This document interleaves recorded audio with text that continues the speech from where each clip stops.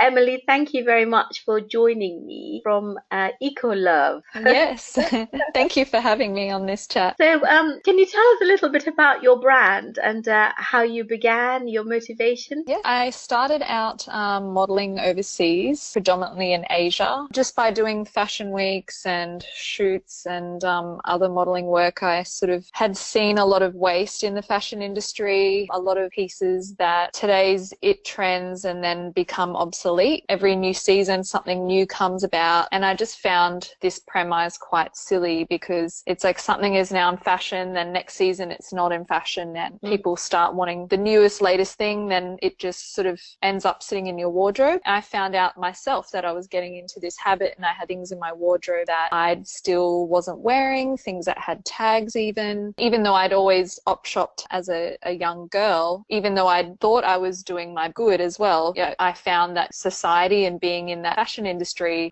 kind of was getting sort of brainwashed. Oh, I've got to have the latest, outfit and this kind of thing. I took a step back and it just made me realize how silly everything was, and it just kind of sparked more of my love that I had as a child, where I used to op shop with my mother, secondhand shopping. My mum's wedding dress was actually secondhand. I think it cost her like $20 from a thrift store.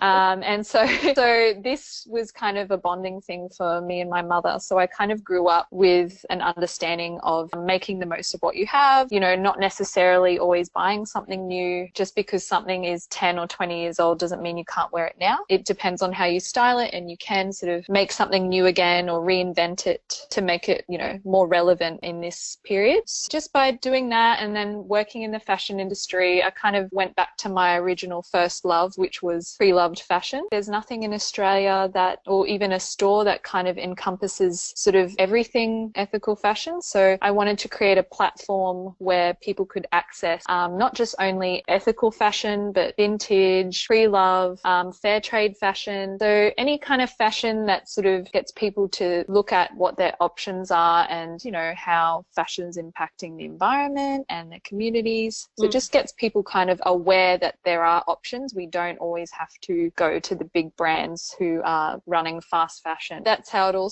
started about for me. When did that all begin? Probably the idea started while I was still living overseas. So that would be in 2011. 2010 I'd started seeing this, but I didn't actually launch it until 2012. So it has been running for the last 5 years. Originally it started out as an original idea as a platform, and then basically now it's kind of grown into what we now offer is not just all different brands, but we now offer like vintage and pre-love fashion. And now the share economy, we believe, is the future. So now we offer wardrobe hire. So we have outfits where we rent out to people for events.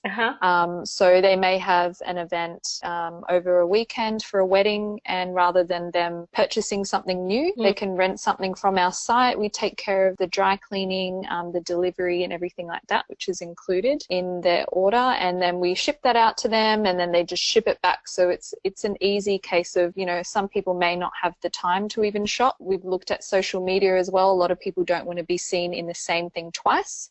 So some people are looking at renting, or they may not be able to easily access or afford certain pieces because of maybe a price point or that, so they would prefer to rent. And I think this is great. I mean, with a share economy, we've got Uber, Airbnb. Why not rent your wardrobe? And, instead of having pieces sort of sitting in your cupboard, they're now getting used and someone else can benefit from them. So so we have like a concierge service. We do have people bringing in their designer items, and we do take a commission and we list the items for you. So that's an option. And we're now in the process of launching a marketplace very soon where it's peer-to-peer. So people can shop or borrow from each other's wardrobes. That means anyone can access this. And that's the big platform that we're really excited about. We're in the process of launching this because it just gets everyone into that mindset of sharing rather than buying something new. For me, that was the original kind of idea of what Ekoluv is really about. Just, you know, changing attitudes and letting people know that it is okay to share and that you don't always have to have something new all the time. And you can still be stylish whilst wearing something either borrowed or something that's ethical. When it comes to your sustainable brands that you Yes. hold, do you actually sell them as well, or is it the system where you're still borrowing? Actually, the sustainable brands we stock, so we actually have the individual boutiques. So we do sell certain brands that have an eco-friendly focus. We have products that we have manufactured ourselves, which are more handmade or upcycled or recycled. But then we also now have this division, which is the hiring. So we have the original boutique platform, but it also just gives now another option for our clients who may want to wardrobe share or rent items, because not everyone wants to particularly purchase something. They may just only have an event that they may need something for and they're happy to rent. What is the price point? Is that quite an expensive boutique price point? And so it makes sense for people to sort of rent something because it might cost, you know, a few $100s anyhow. Yes, that's correct. Just from me being in the fashion industry for over 15 years, I've sort of had quite great access to pieces that maybe runway pieces or pieces that you may not be able to find anywhere. And this enables people to kind of be able to access these pieces at a fraction of the price in terms of renting, because maybe some of these pieces, they could be, you know, up to a couple of $1,000s or more. But I've built great relationships with brands and just through working in fashion, of accessing these pieces, and it does start as little as $49 up until anything from $350 at the moment is our top rental, and that's for over 4 days. Some people may find that quite expensive, but for the actual item itself, what the item's worth, a lot of people would rather hire. It's actually a good option for people, and also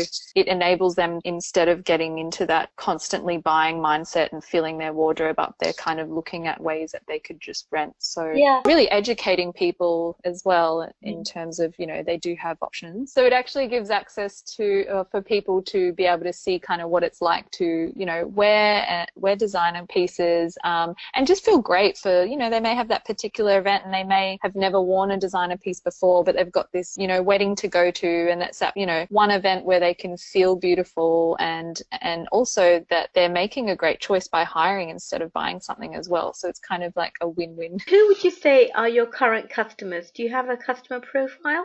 Yes, definitely. So we actually range from about 16 to 40, mostly female. We don't have any male clients at the moment. We have men who sort of rent things out for their partners, but it's mainly female. There are a lot of people who are quite aware of ethical fashion. Also clients who like designer pieces, but like aren't able to access them.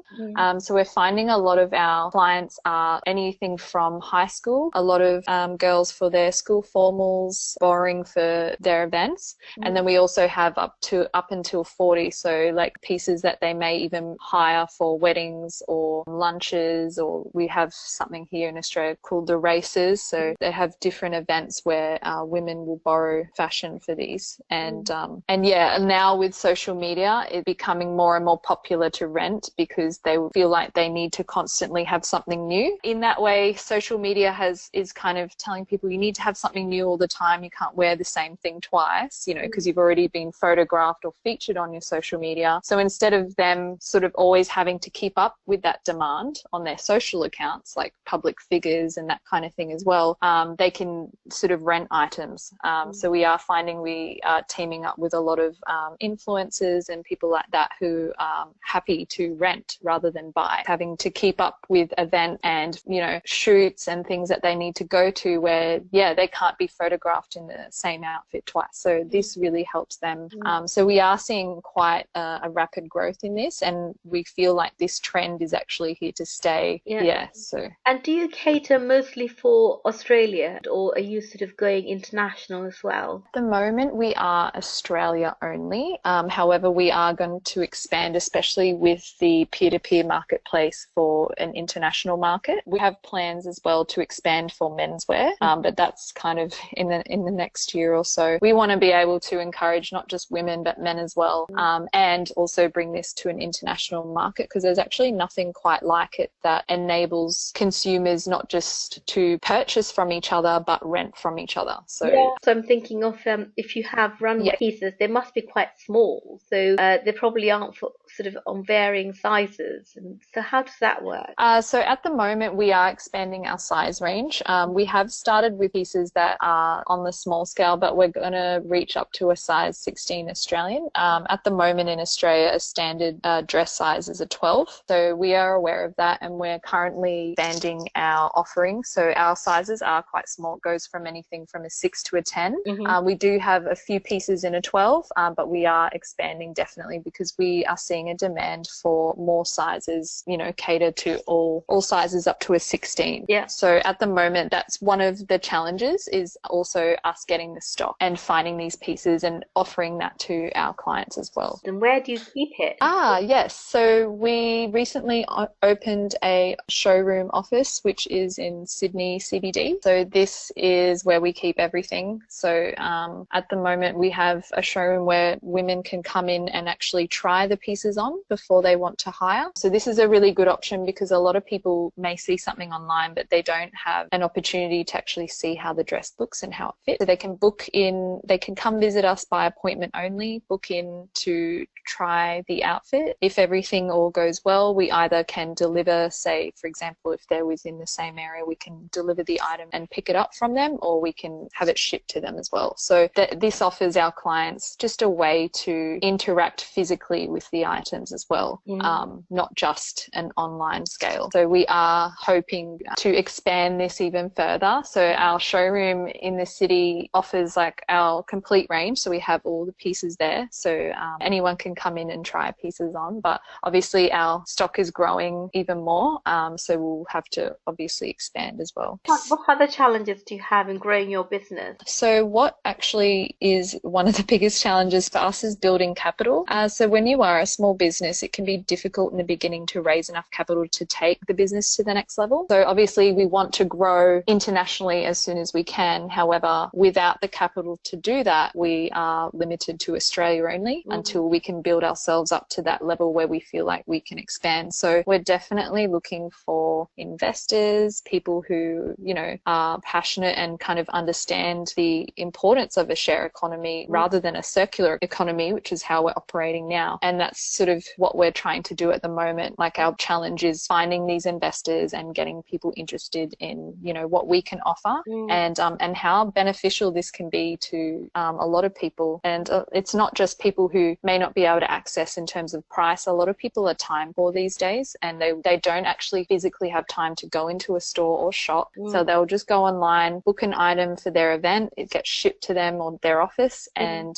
then everything's taken care of. So it's actually helping people in ways that becomes more convenient for them as well.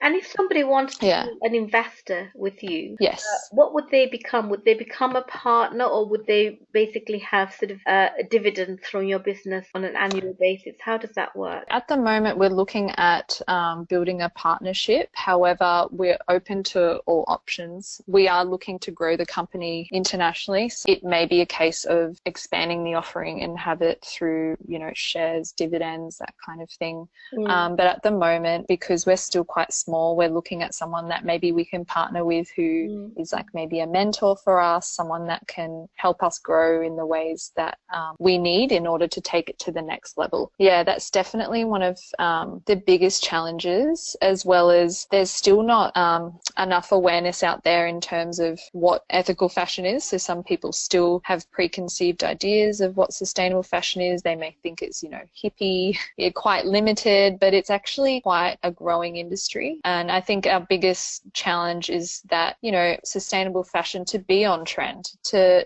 know that, you know, sustainable fashion isn't limited to just, you know, hippie shirts and this kind of thing. Like, you know, we want to show that sustainable fashion can be on trend, can be fashion forward, but in order to catch on a massive scale, that's really sort of the challenge and that we face. We need to market it so it's like, this is trendy, you can still be stylish and still be sustainable at the same time. Embracing fashion doesn't mean you have to ignore your moral code or sacrifice values that you may have. Like, you may love the environment, yet you're buying fast fashion, but there's a way that, you know, you can keep to your values while still loving fashion. And I think that's important. I think a lot of people don't realize that connection and how, you know, powerful their choices are and what they buy. And this is a great avenue for people to know that that they have options. Thank you so much, Emily. That's been Thank you. Yeah, it's so lovely chatting to you. Nice to virtually meet you too.